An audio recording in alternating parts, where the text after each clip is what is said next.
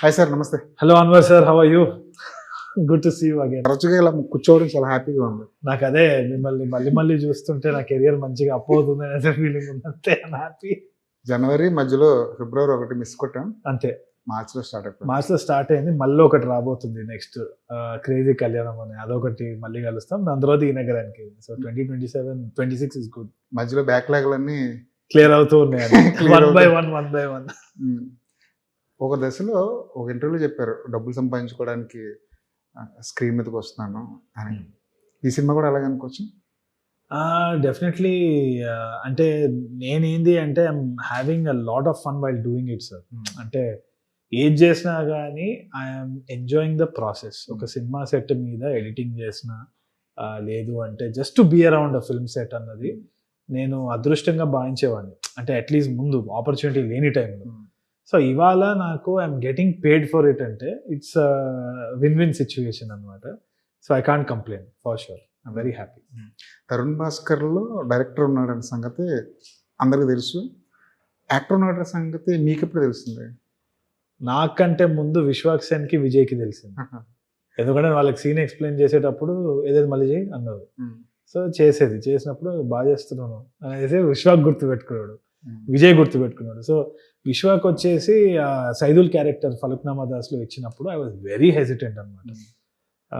నాకు చాలా కాన్షియస్, నేను కెమెరా కాన్షియస్. మళ్ళీ కెమెరా ముందు రావడం అదొక కళ, వెనకాల ఉండడం అదొక ఆర్ట్ ఫామే. కానీ ముందు రావడం కూడా చేయడం కూడా ఇట్స్ అ డిఫరెంట్ థింగ్. అవును, ఏముందిలే అని తీసి పడేసేటోడు ఆ టైంలో. నాకు చెప్పడానికే వాళ్ళు ముందుకు తీసుకొచ్చినట్టు అనిపించిందేమో.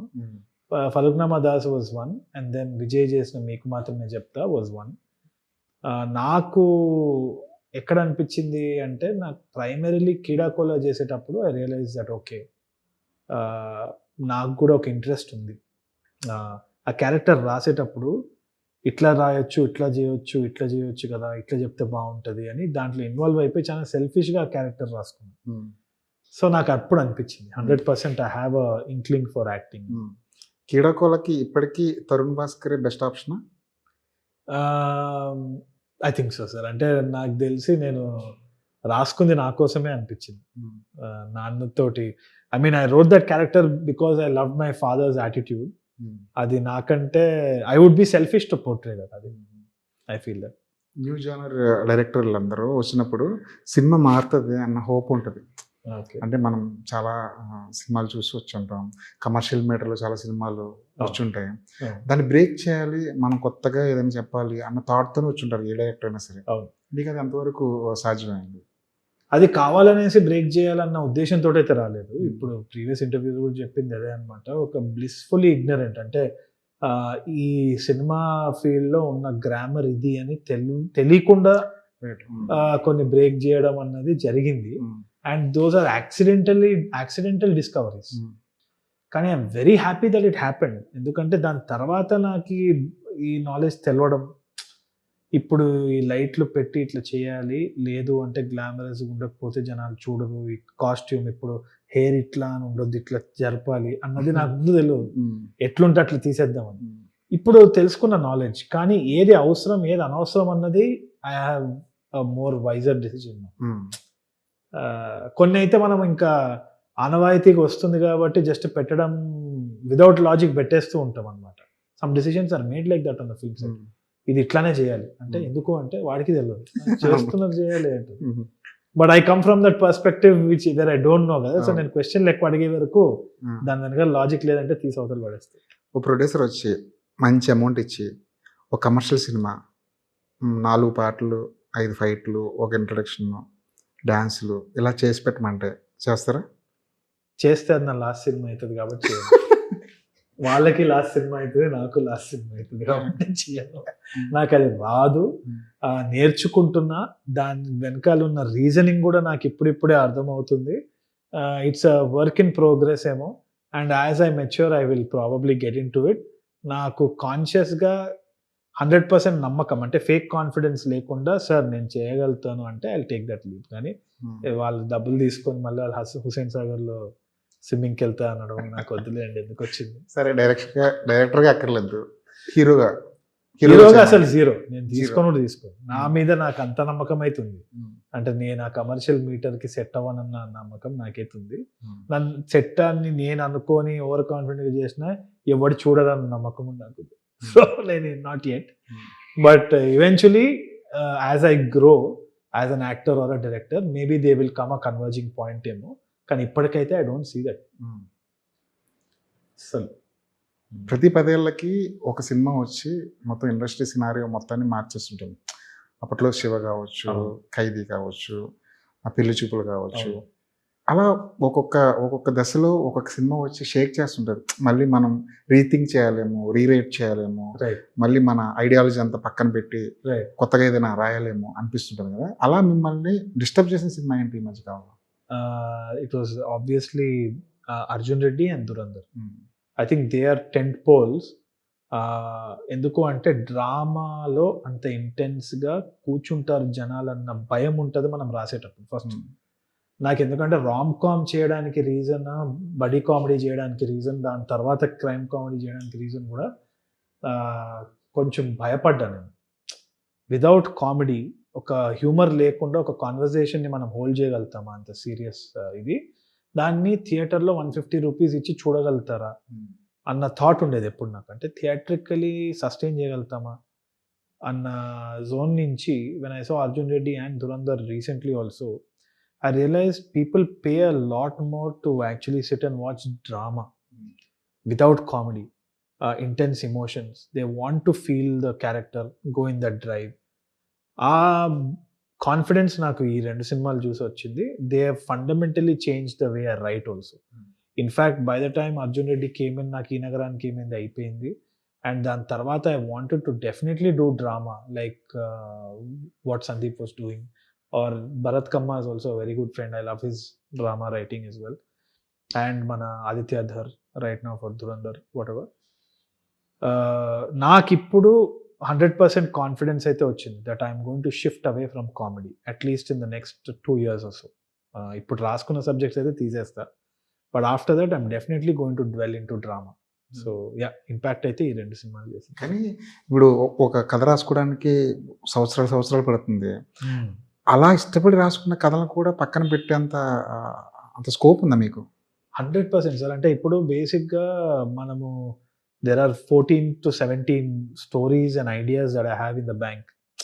అండ్ నాకు తెలిసి ఏ ఫిల్మ్ మేకర్ని అడిగినా కానీ వాళ్ళ దగ్గర ప్రశాంత్ ఎప్పుడో తీసే ముందు 30 కథలు ఉన్నాయి ప్రశాంత్ దగ్గర. ఈజ్ ఆల్రెడీ హ్యాడ్ 1 బ్యాంక్ అనమాట. So at the same time Nagi would have had a lot more. So ఎవరు కూడా 1-2 సినిమాలు తీసుకొని రారు.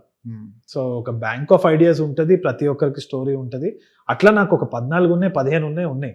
దాని నుంచి ఏది కరెక్ట్ టైంకి ఎప్పుడు వదలాలన్నా అనేది చూసేదే తప్పితే, and I think I won't be able to tell all the stories also. ఇప్పుడు ఈ 14 ఉన్నాయి, దాని తర్వాత టైం మారుతుంది. లేదంటే ఇప్పుడు World War III అయింది అనుకోండి, అవ్వద్దు, అవుతానని తిట్టకండి, కానీ అయితే దాంట్లో యూ వాంట్ సమ్ రిలీఫ్ ఏమో. So you want to make an other story at that point of time. అప్పుడు ఈ 14 రెలవెంట్ అనిపించవు కూడా. So it's a constant thing. ఇప్పుడు ఫ్రెండ్స్ తోటి కూర్చొని మనం డిన్నర్ డ్రింక్స్ కూర్చొని ఉన్నప్పుడు 100 టాపిక్లు వస్తుంది. Obviously will get inspired by so many things. కాబట్టి I don't rely on thing. ఒకటి వచ్చేసి first thing I learned is do not romanticise your stories too much, because you have to be ready to kill your baby అంటారు story రైటింగ్లో. అవును, ఒక బేబీలా చూసుకున్న తర్వాత లాస్ట్కి ఇట్లా చంపేయాలి బేబీని, లేదంటే క్లైమాక్స్ బాగాలేదు అయినా నాకు నచ్చిందని ముందుకు తీసుకెళ్తే అంతే. సో ఆ టాక్ట్ఫుల్నెస్ వచ్చి నా దగ్గర ఉంది కాబట్టి. అదే వెంకటేష్ సినిమాని అందుకనే కిల్ చేశారు? I don't think so. అంటే అది ఇంకా సినిమా డెవలపే అవ్వలేదు.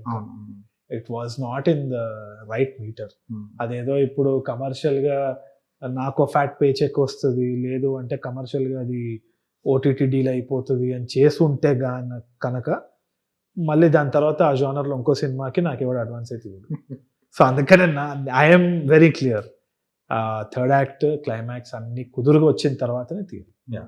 దురంధర్ 2 ఏ పాయింట్ ఆఫ్ వ్యూలో మిమ్మల్ని బాగా ఇన్స్పైర్ చేస్తుంది? 2 కదా, ఐ సా 1. 2 చూడలేదు. సరే, 1 అయితే the realism of the events. అంటే నాకు తెలిసి అది రియల్గా జరిగిందా లేదా అది ఎవరికి అవసరం లేదు. ఇప్పుడు అర్జున్ రెడ్డిలో కూడా మనం we will see a lot of thing. The realism of things we're craving for it అనేది అయితే అర్థమైంది. ఎందుకంటే ఫోన్ కెమెరాలో రీల్స్లో మనము స్లాప్ అంటే చెత్త చూసేస్తున్నాం. అవును. వీళ్ళు మాట్లాడేది, వాళ్ళు చేసేది, ఇది చేసేది, ఏది రియల్ ఏది కాదు అన్న సస్పెన్షన్ ఆఫ్ డిస్బిలీఫ్లో ఉన్నాం. ఇప్పుడు ఏఐ వీడియోస్ రాను రాను కూడా ఇంకా కొంచెం ఇదవుతుంది. And I think we crave for that realism in theatre. అవును. ఆ టైం వచ్చింది ఇప్పుడు. Um. That we want to see something very real, that feels real, that feels natural, but still impacts us with the same kind of emotions of a commercial film. అవును. And I think Dhurandhar does that. Duration విషయంలో కూడా చాలా debate జరిగేది మన దగ్గర. 2 గంటలు ఉండాలి cinema, 2.5 ఉండాలి, 2.5 గంటలు ఉంటే చూడరు, కట్ చేసుకోవాలి, ట్రిమ్ చేసుకోవాలి.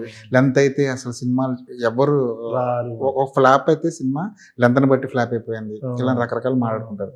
కానీ 4 గంటల సినిమా తీసి కూర్చోబెట్టాడు. Game change. అవును, గేమ్ చేంజ్ అయిపోయింది 100%.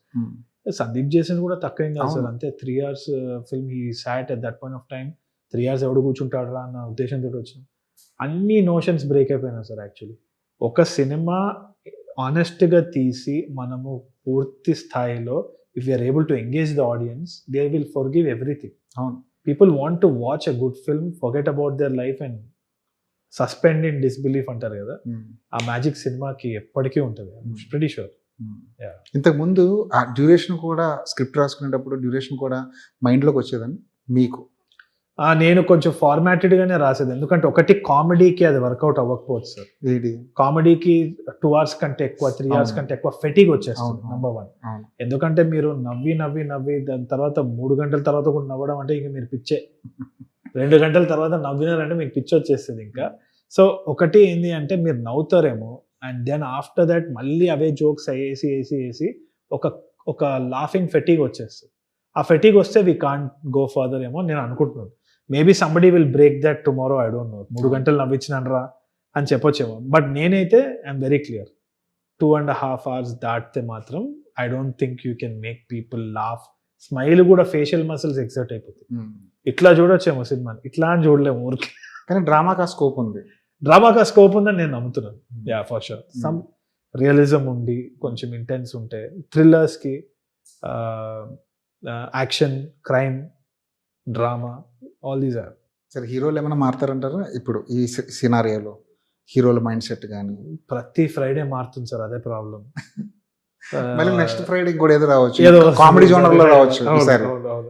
That's the order of the day. ఇంకా నాకు తెలిసి హీరోలు మారుతున్నారు, హీరోల మైండ్ సెట్ మారుతున్నారు, డైరెక్టర్ మారుతున్నారు, ఇండస్ట్రీలో ప్రొడ్యూసర్లు మారుతున్నారు. I think Friday changes every time. కానీ conviction is something that always wins. ఒక కథని పట్టుకొని అందరు కనెక్ట్ అయిపోయి కన్విక్షన్ తోటి కలిసి ఉండి ఒక 2 సంవత్సరాలు జర్నీ చేసి బయట ప్రపంచంలో ఏమవుతున్నా కానీ నీ స్టోరీ వర్క్ అవుతుంది అన్న కన్విక్షన్ ఎక్కడి నుంచో వచ్చిందంటే I think that's from God. అది ఇంకా రావాలని రాసి పెట్టింది.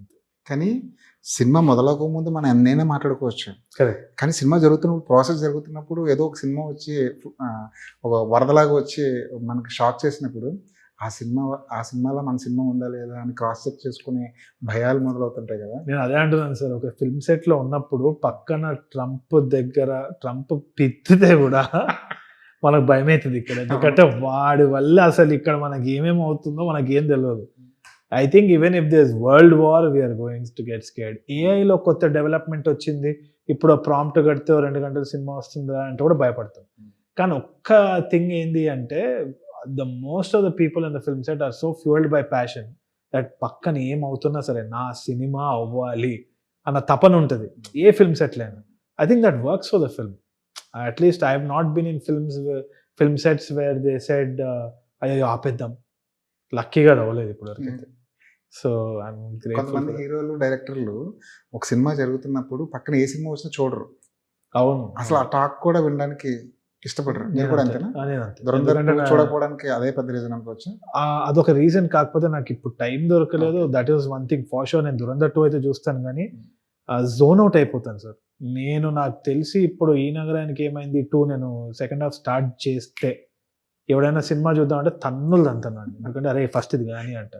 ఎందుకంటే అది చూసి అక్కడేదో షార్ట్ మేకింగ్ సరే రే మనమే చేయలేదే అని మళ్ళీ చేస్తే ఆ పప్పులో కాలేస్తుంటాయి. ఎందుకంటే స్టార్టింగ్ మనం ఒక ఫార్మాట్ అనుకుంటాం షార్ట్ డివిజన్, ఆ ఫ్లోలో వెళ్ళిపోయి సడన్గా ఏదో బయట బాగుందని చెప్పి అది తీసుకొని వచ్చి పెడితే అది మిక్స్చర్ అవుతుంది అంతే. అవును, అది టేస్ట్ పాడైపోతుంది. సో ఆ జోన్లో ఉండడం బెటర్ అని నాకు అనిపిస్తుంది అంతే. ఏఐ గురించి ఇందాక మాట్లాడుకున్నాం కదా. ఏఐ వల్ల మైండ్ సెట్ ఏమైనా మారుతుందండి, రైటర్స్ మైండ్ సెట్? చాలా మారుతుందేమో అని అనుకుంటున్నాను సార్. అంటే రైటర్స్ మైండ్ సెట్ మారకపోవచ్చేమో, బట్ క్రాఫ్ట్ వైజ్ అయితే మనము విఎఫ్ఎక్స్ చేసే విధానం కానీ, ఆర్జీవి సార్ అనేది చాలా correct actually. It's a very very well thought of statement. We can replace a Baahubali right now, that is a danger, but not the small film. ఎందుకంటే small film చేయడానికి మనకి ఆ టోకన్స్ కొని చేయడానికి ప్రస్తుతానికి ఉన్న ఫైనాన్షియల్ మోడల్, ఇప్పుడు ఒక ఇమేజ్ జనరేషన్ చేయాలంటే ఎక్కడనో సర్వర్లో ఏదో బర్న్ అవ్వాలి కాబట్టి దానికి మనం రీసోర్సెస్కి డబ్బులు కట్టాలి కాబట్టి, అదేదో మనం రియల్ యాక్టర్స్ తోటి టక్ మన లొకేషన్లో పోయి ఒక 1 కోటి రూపాయలు చేసి వచ్చేమో కానీ, మీరు 10 కోట్లు పెట్టో చిన్న సినిమా చేస్తే వేస్ట్ అయ్యేలో. So you can make 100 crore kind of a film. So the threat is for the bigger film for sure.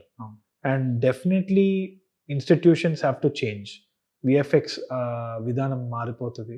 The way we look at actors, ఇప్పుడు యాక్టర్స్ లైకబిలిటీ ఉంటే చాలు. అంటే మీరు ఇప్పుడు అన్వర్ గారు నాకు పర్మిషన్ ఇచ్చినారు అంటే సరిపోతుంది చాలు, నాకు ఇంకా హ్యాపీగా నేను ఐ కెన్ మీ సపోజ్ మీరు రాలేను, నేను ఇప్పుడు వేరే ఇంటర్వ్యూలో నేను టీవీకి వెళ్ళాలంటే మీ షోల్డర్ షాట్ పెట్టేసి నేను మీ డూప్ కూడా అవసరం లేదు, ఏఐలో నేను మీ ఫేస్ తెచ్చేయచ్చు. సో సింపుల్ రైట్ నా. So I think definitely we have to change. ఆలోచన అయితే మారుతుంది, రైటర్స్కి మారకపోవచ్చు కానీ టెక్నికల్ క్రూకి అయితే మారుతుంది. సరే, ప్రభాస్ డేట్లు మనం తీసేసుకొని ప్రభాస్ని రిప్లేస్ చేసేలాగా ఒక ఏఐతో సినిమా తీసేసాం అనుకోండి, ఫ్యాన్స్ కూడా అలాగే ఎంజాయ్ చేస్తారా?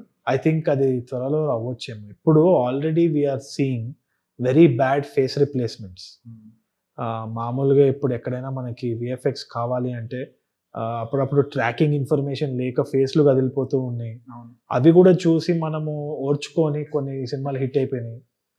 సో ఏఐ అనేది నథింగ్, అది ఏఐ వచ్చినట్టు కూడా మీకు తెలియదు. So I think it's going to be definitely replacing a few jobs, making our life easy. ఆ కత్తితోటి మనం యాపిల్ కోయొచ్చు, లేకుంటే ఎవడైనా గొంతైనా పేకులు కోసుకోవచ్చు, రెండూ జరుగుతాయి. ఎప్పుడైనా స్టోరీలో ఒక ఐడియాలో స్ట్రక్ అయినప్పుడు గ్రోక్ని ఎప్పుడైనా సలహా అడిగారా? గ్రోక్ కానీ, చాట్ జీపీటీ కానీ, క్లాడ్ కానీ బ్రెయిన్ స్టార్మింగ్ సెషన్స్కి పర్ఫెక్ట్ అండి. అవునా? ఎందుకంటే 100% అది ఒక డేటాబేస్ ఆఫ్ నాలెడ్జ్. ఇప్పుడు నేను చదివింది ఒక 16 స్క్రీన్ ప్లే బుక్స్ అంటే అదొక 100 చదువు ఉంటుంది. కాకపోతే you have to ask the right question. మన ఇంటెంట్ ఏంది, మనం ఎంత డీప్గా ప్రాంప్ట్ చేస్తున్నాం అన్న దాని మీద ఉంటుంది. And what it is doing is it's reflecting ideas అంతే. అదేదో కొత్త జనరేట్ చేసి మనకి ఇచ్చి మనము దాన్ని తీసుకోవడం అనేది జరిగినా కానీ ఇట్స్ నాట్ డిస్రప్టివ్. ఎందుకు అంటున్నానంటే AI works on existing data. అవును. కానీ disruption happens without existing data. కొత్తగా ఏదో రావాలంటే అవును, it cannot come from existing data, it has to come from some human mind Inception. అవును. ఇది ఆల్రెడీ ఎగ్జిస్టింగ్ హ్యూమన్ డేటాని చేస్తుంటే ఇక్కడ డిస్రప్షన్ అవ్వదు. Disruption will come from human innovation. So that's the case rest. మన స్క్రిప్ట్లో ఎర్రర్స్ని ఫైండ్ అవుట్ చేస్తున్నా 100%. అంటే ఒక విధంగా.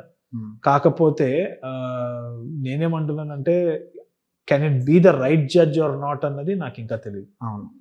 టెక్నికల్గా ఇది మిస్టేక్ ఉంది, టెక్నికల్గా అది మిస్టేక్ ఉంది, ఈ స్క్రీన్ ప్లే బుక్ ప్రకారం ఈ మిస్టేక్ ఉంది అని అంటారు. కానీ మనకు లైట్ స్టాండ్లో ఫ్రేమ్లో ఉన్న సినిమాలు కూడా 100 రోజులు ఆడినాయి. సో మిస్టేక్లు మనం అవాయిడ్ చేసి ఇమోషన్ మీద వెళ్ళే మనుషులం మనం. So I think that is the focus of the filmmaker. అది ఉన్నంతసేపు ఈ లాజికల్ ఇష్యూస్ అంతా I don't think it will be matter. గాయపడే సినిమా విషయానికి వద్దాం. కరెక్ట్ టైంలో దింపుతున్నారేమో కదా? నేను అదే అంటున్నాను. ఐ థింక్ ట్రంప్ మా సినిమాని బాగా ప్రమోట్ చేస్తున్నారు అనిపిస్తుంది నాకు అనుకోకుండా. అది ఏ ముహూర్తానికి కశ్యప్ శ్రీనివాస్ బ్లాంక్ పేపర్ మీద పెన్ను పెట్టినాడో కానీ, World War III అయ్యే సిచ్యువేషన్కి మనం వచ్చి ఈ సినిమా రిలీజ్ అవుతుంది. పొరపాటున రేవేమైనా అయితే నన్నైతే కొట్టారు కదా జనాలని చెప్తున్నాను. నాకు యుఎస్ వీసా దొరకకపోవచ్చేమో సినిమా తర్వాత, చాలా జరగచ్చు. కానీ అది ఏదో కరెక్ట్ ముహూర్తానికే కశ్యప్ శ్రీనివాస్ మొదలు పెట్టినాడు సార్ సినిమాకి. మీరు ప్రమోషన్ స్టార్ట్ చేయడమే చాలా ఫన్నీ వేలో స్టార్ట్ చేస్తారు. ఎయిర్పోర్ట్కి వెళ్ళి అది చాలా మంది నిజం అనుకున్నారు. నా చుట్టాలు కూడా నిజం అనుకొని, అరే నాకు చెప్పేది ఉండే కదరా, నువ్వేం చేస్తారా యుఎస్కి ట్రంపే డిపోర్ట్ చేస్తా, ఇది ప్రమోషన్ ఏమనుకోకండి అని చాలా చెప్పాల్సి వచ్చింది. కానీ నేను ముందే చెప్పిన ఈ ప్రమోషన్ వద్దు, నన్ను చెప్పు తీసుకొని కొడతాను అందరూ అని. But luckily it went good and people know about the film. అందుకే యుఎస్ వీసా ఉంది కదా మనకి. ఉండే సార్, ఎక్స్పైర్ అయిపోయింది. ఇప్పుడు వచ్చే ఆస్కారం కూడా లేనట్టుంది నాకు. మీ చుట్టుపక్కల ఫ్రెండ్స్ వాళ్ళ వీసా కథలు ఓ వింటుంటే చాలా. ఉమ్, వాడెవడో నా ఫ్రెండ్ ఒకడు ఉన్నాడు, పేరు చెప్తాడు, చెప్పు తీసుకొని కొడతాడు, హీ కెన్ లీగలీ సూ మీ ఆల్సో, మళ్ళీ డిఫమేషన్ కేసు ఎందుకు నాకని. వాడు ఛాన్సార్లు రిజెక్ట్ అయింది.